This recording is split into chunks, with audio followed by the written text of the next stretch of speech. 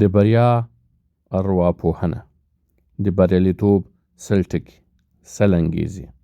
تالیف او ژباړه مصطفی صفا. دا کتاب په کال 1490 لمریز کال کې د 2000 ټوکه په انډول کې د ګودر خپرندویو ټولنې ننګرهار لخوا چاپ شوی دی. ښاغلي مصطفی صفا دا کتاب لاندې ذکر شویو ته په قدر سره ډالۍ کړی.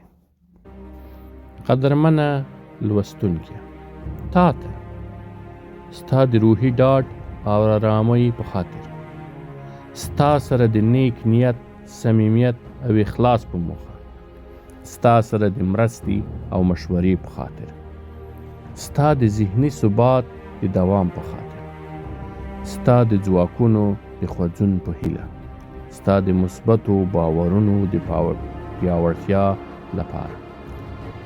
لومړی، موږ ټول هیله لرو، موږ ټول هڅې کوو، خپل ځان او روان کې د یو استعداد پشتون باور لرو. موږ ټول په دې تلاش کې یو چې بدلون رامنځته کړو او نور خلک تر خپل اغیز لاندې راولو، او تر دې پورې هڅه کوو چې نړۍ په یو بهتر مکان باندې بدله. په همدې لحظه کې له خپلو غوښتنو څخه یوه په یاد راوړه. ښایي چې دا غوښتنه دې هغه هیله وي چې نوره دې له یاده وتلي. څه فکر کوې که چیرې دا غوښتنه ستا په وجود کې د یوې هیلې په ډول پاتې وه؟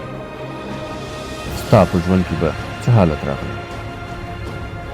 د دې کتاب په همدې پاڼه کې ودرېږه او یوازې له هغه څه نه چې په ژوند کې یې د زړه له تله غواړې یوه هیله او خوب جوړ کړه.